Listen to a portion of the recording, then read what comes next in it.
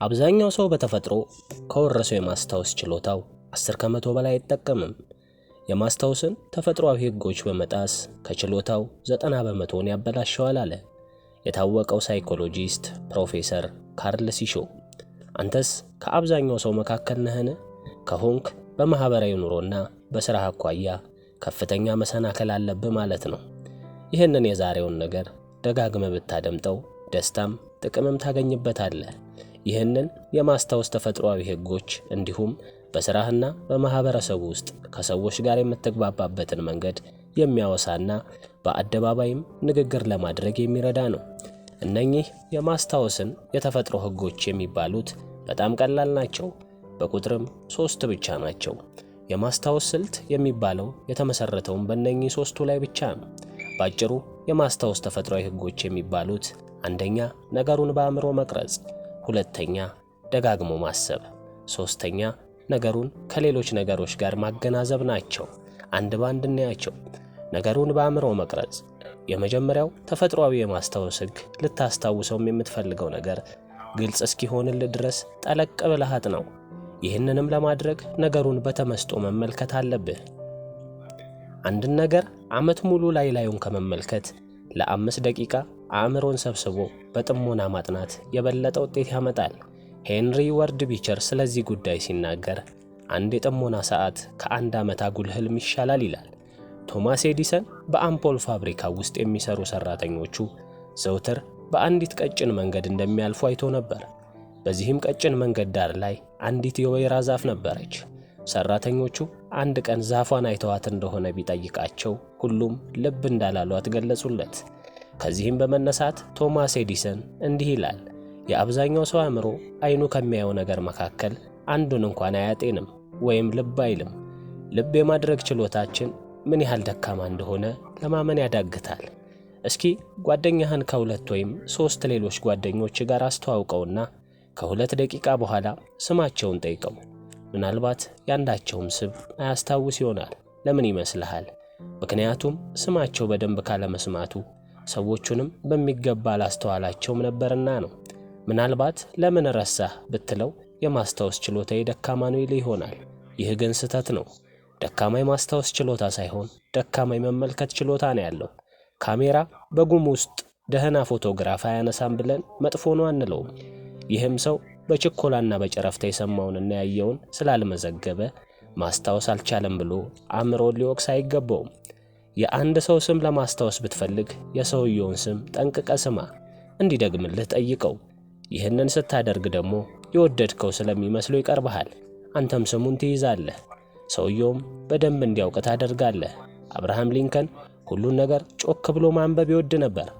አንድ ቀን ሊንከን ጮክ ብሎ ጋዜጣ ሲያነብ በዚህ ልምዱ ይበሳጭ የነበረ የሥራ ባልደረባው ለምን እንዲህ ታነባለህ ብሎ ቢጠይቀው ሊንከን ጮክ ብዬ ሳነብ ማለት የስሜት ሕዋሳቴ ነገሩ እንዲደርሰኝ ያደርጋሉ። በመጀመሪያ የማነበው በዓይኔ ነው፣ ደግሞ በጆሮዬ እሰማዋለሁ ቀጥዬ። ስለዚህ ድምፁ ሳላሰማ ከማነበው የበለጠ ነገርየው ይገባኛል አለው። አእምሮዬ ይላል አብርሃም ሊንከን እንደ ብረት ሰሌዳ ነው። በቀላሉ ልትጭረው አትችልም።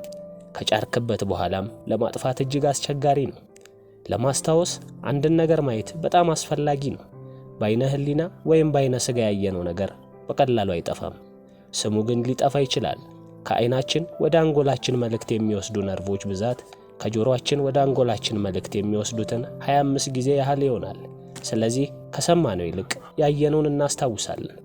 አንድ ጊዜ ማየት 1000 ጊዜ መስማትን ያህል ነው ይላሉ ቻይናውያን ሲተርቱ። ሁለተኛ ነገሩን ደጋግሞ ማሰብ። ሁለተኛው የማስታወስ ተፈጥሯዊ ህግ ደግሞ ማሰብ ነው።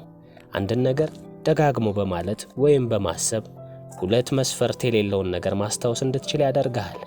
ልታስታውሰው የፈለግከውን ነገር ደጋግመህ አስበው ወይም በለው፣ በሥራ ላይ አውለው። ልታስታውሰው የፈለግከውን አዲስ ቃል ከሆነ በንግግር ውስጥ ተጠቀመው። በአደባባይ ንግግር የምታደርግ ከሆነ የያዝካቸውን ነጥቦች ከሌሎች ጋር ተወያይባቸው። በተግባር የዋሉ ዕውቀቶች ከአይምሮ አይጠፉም።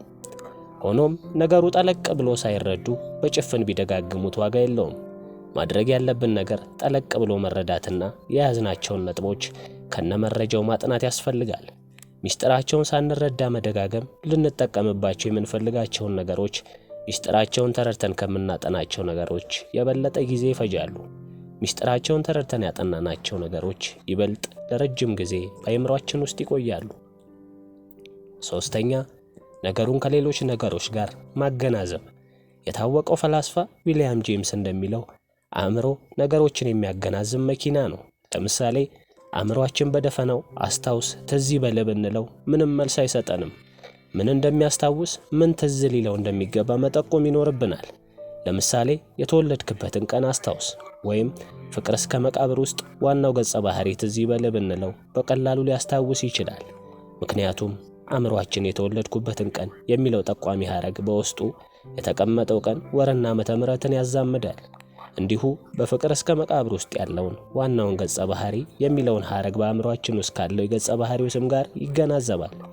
በአጠቃላይ የማገናዘብን ሕግ ተከታትለው የሚመጡ ሐሳቦች ሁሉ ካለፈ ልምዳችን ጋር የምናያይዝበት ሕግ ነው። የዳበረ የማስታወስ ችሎታ በተቃና የማገናዘብ ዘዴ የተመረኮዘ ነው። የማገናዘቡ ጥራትም በሁለት ነገሮች ይወሰናል። አንደኛው ያለማቋረጥ ማገናዘብ ሲሆን፣ ሁለተኛው ደግሞ ባጠራቀምነውና ልናገናዝበው በምንችለው ዕውቀት መጠን ነው። ስለዚህ በደንብ የማስታወስ ትልቁ ሚስጥሩን ነገሩን ከተለያዩ ነገሮች ጋር በየአቅጣጫው ማገናዘብ ነው። ባጭሩ ተመሳሳይ የኑሮ ልምድ ካላቸው ሁለት ሰዎች መካከል የተሻለ የማስታወስ ችሎታ የሚኖረው የኑሮ ልምድን ወደ ኋላ መለስ ብሎ ደጋግሞ የሚያስብበት ሰው ነው። ይህስ ሆነ ነገሮችን እርስ በርስ የምናዛምደው እንዴት አድርገን ነው? መልሱ ቀላል ነው። ትርጉማቸውን መረዳት፣ በሁኔታው ማሰብ። ለምሳሌ ስለ አንድ ነገር የሚከተሉትን ጥያቄዎች ጠይቀህ መልሳቸውን ብትሰጥ ነገሮችን ለማዛመድ ይረዳሃል። አንደኛ፣ ይህ ለምን ሆነ? ሁለተኛ፣ እንዴት ሆነ? ሶስተኛ፣ መቼ ሆነ? አራተኛ፣ የት ነው የሆነው? አምስተኛ፣ ሆነ ያለው ማን ነው? የማስታወስ ችሎታህን ለማሻሻል ከፈለክ ተፈጥሮ በለገሰችህ የማስታወስ ችሎታ ሙሉ በሙሉ ተጠቀምበት። ይህንንም ለማድረግ ሶስቱን ተፈጥሯዊ የማስታወስ ሕጎች በሥራ ላይ አውል። እነሱም ነገሩን በአእምሮ መቅረጽ፣ ነገሩን ደጋግሞ ማሰብ፣ ነገሩን ከሌሎች ነገሮች ጋር ማገናዘብ ናቸው። ልታስታውሰው ስለምትፈልገው ነገር ግልጽና ጥልቀት ያለው ዕውቀት መስርት። ይህንንም ለማድረግ ነገሩን በተመስጦ መመልከት፣ ነገሩን ቀረብ ብሎ ማጥናት፣ በተቻለ መጠን በሁሉም የስሜት ሕዋሳት ለመጠቀም መሞከር፣ ከማንኛውም ነገር ይበልጥ በዓይን አይቶ ለመረዳት መሞከር፣ ትርጉምን ሳይረዱ ለመሸምደድ አለመሞከርና ስለ አንድ ነገር የያዝነው ማስታወሻን ደጋግመን ማየት፣ አዲስ ነገር ሲያጋጥምህ ከዚህ በፊት ከምታውቃቸው ነገሮች ጋር ለማዛመድ መሞከር። ይህንን ለማድረግም ከተለያዩ ነገሮች ጋር በየአቅጣጫው ለማዛመድ ሞክር። አዳዲስ ቁጥሮች ሲያጋጥሙ በፊት ከምታውቃቸው ቁጥሮች ጋር ማዛመድ። ለምሳሌ የጓደኛ የፖስታ ሳጥን ቁጥር 1888 ቢሆን ከአድዋ ድል ጦርነት ጋር አዛምደህ አስበው። ንግግርን ማድረግ ጀምረህ የምትለው ቢጠፋህ በመጨረሻ የተናገርከውን አረፍተ ነገር እንደ መነሻ አድርገህ ሳትሸበር ንግግርህን ለመቀጠል ሞክር። አበቃን።